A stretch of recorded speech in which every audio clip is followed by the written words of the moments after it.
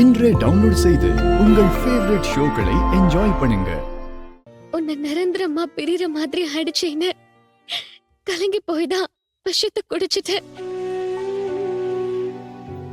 அதுக்கு சாகர் தான் ஒரே வழியா? பஞ்சாயத்துல நம்மளை பிரிச்சுட்டதா சொல்லிட்டா அது போதுமா?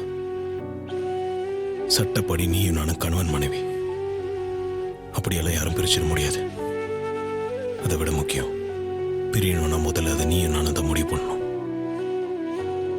பஞ்சாயத்துல நான் பேசாம இருந்தது காரணம் நான் உன் அம்மா கிட்ட உண்மையை மறைச்சிருக்கேன். அது தப்பு. அதுக்கு தண்டனை இருக்கட்டும் தான் நான் அமைதியா இருந்தேன். அதுக்காக நான் உன்னை விட்டு கொடுத்துட்டேன்னு அர்த்தம் இல்லை. சீக்கிரமே இந்த நிலைமை மாறும். இதுக்கு மேல இதை பத்தி யோசிக்காத. தைரியமா இருக்கணும், சரியா?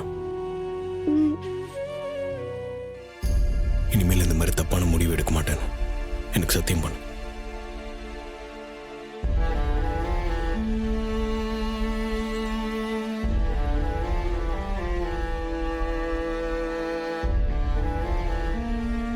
இனிமே இப்படி பண்ண மாட்டேன். என்ன பிரச்சனை வந்தாலும் பயப்படாத, நான் இருக்கேன். புரியுதா?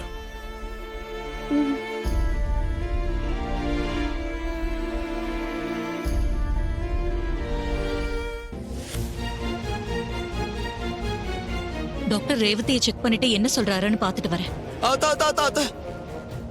நீங்களா உள்ள போகாதீங்க, எங்கே இருங்க.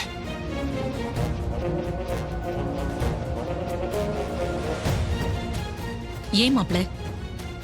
இல்ல, நானே உள்ள போய் பாத்துட்டு என்ன ஏதுன்னு வந்து சொல்றேனே. சரிங்க மாப்ள, பாத்துட்டு வாங்க.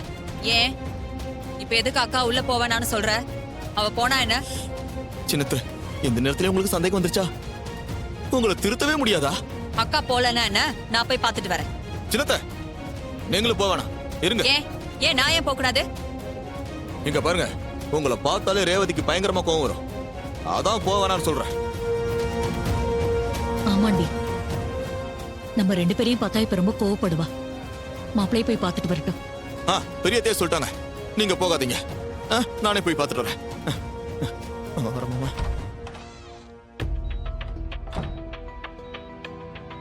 சகல, பெரியத்தையும் சின்னத்தையும் வெளியே நிக்கிறாங்கப்பா. இப்ப என்னப்பா பண்றது? அம்மா உன்னை பாத்துட்டாங்கன்னா பெரிய பிரச்சனை ஆயிடும்ல. சரி, நான் கிளம்புறேன். உடம்பு பார்த்துக்கணும்.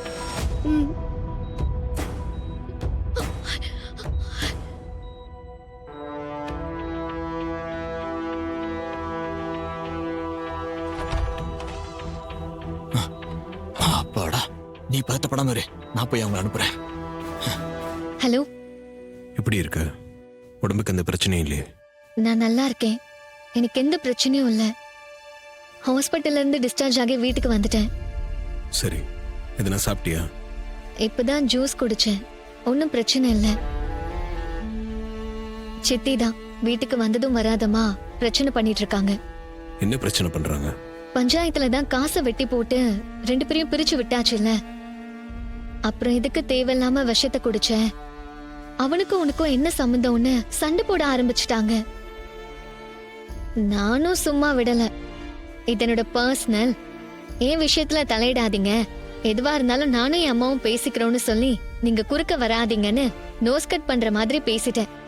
உனக்கே உடம்பு இப்பதான் சரியாயிட்டு வருது. நீ எதுக்கு அவங்க வீட்டுலாம் போய் ஆர்கியூ பண்ணிட்டு இருக்க?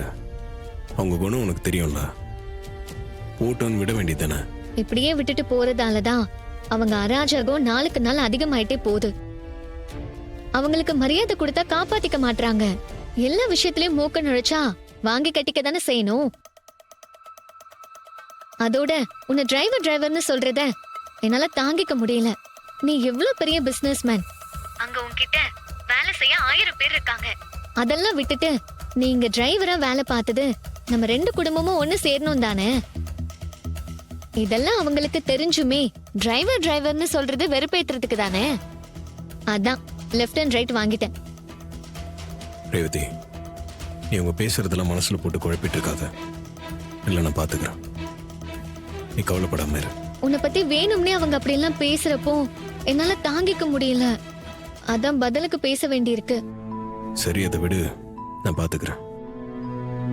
நீ மெடிசன்ஸை கரெக்டாக சாப்பிடு, நல்லா ரெஸ்ட் எடு, தைரியமா இரு. சரியா? ம் சரி. ம், உடம்ப பார்த்துக்க. ம்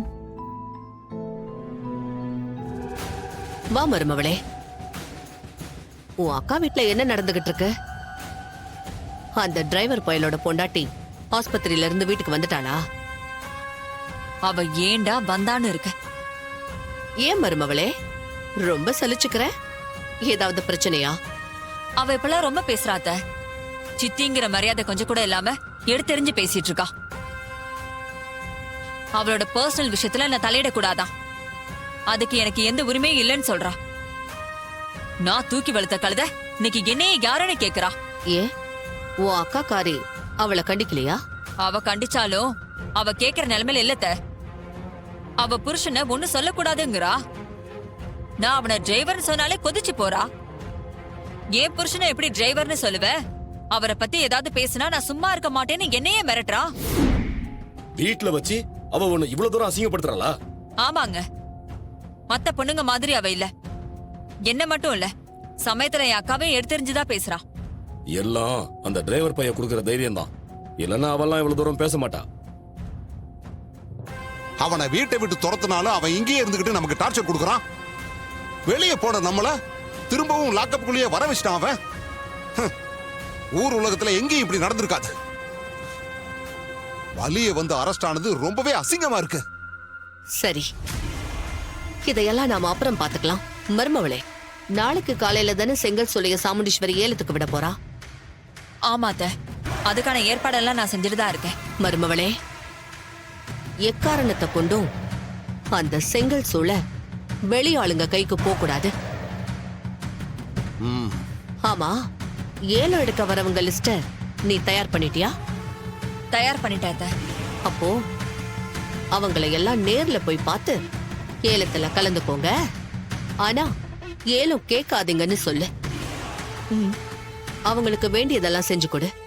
அப்பதான் அவங்க நீ சொன்னபடி கேட்பாங்க. சரிங்க அத்தை, அது எல்லாத்தையும் நான் பாத்துக்கிறேன்.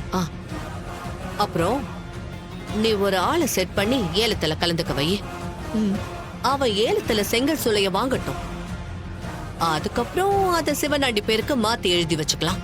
அவருக்காக தான் நான் இந்த ஏலத்தையே ஏற்பாடு பண்ணியிருக்கேன். நிச்சயமா ஏலத்துல எடுத்து அவர் பேர்ல எழுதி வைப்பேன். என் அக்கா கம்பெனிக்கு இவரை முதலாளி ஆக்காம நான் விட மாட்டேன். அந்த செங்கல் சூளைய அவன் நிர்வாகம் பண்றதால தானே இத்தனை ஆட்டம் போடுறான். அதையே நமக்கு சொந்தமாக்கிக்கிட்டா அவனால ஒண்ணும் பண்ண முடியாம அவமானப்பட்டு வெளிய போய் தான் ஆகணும். ஆமாத்த, அவனுக்கு இது இன்னொரு பலத்த அடியாதான் இருக்கும். இப்படி அடி மேல அடி கொடுத்தாதான் அவனை ஊரை விட்டே துரத்த முடியும்.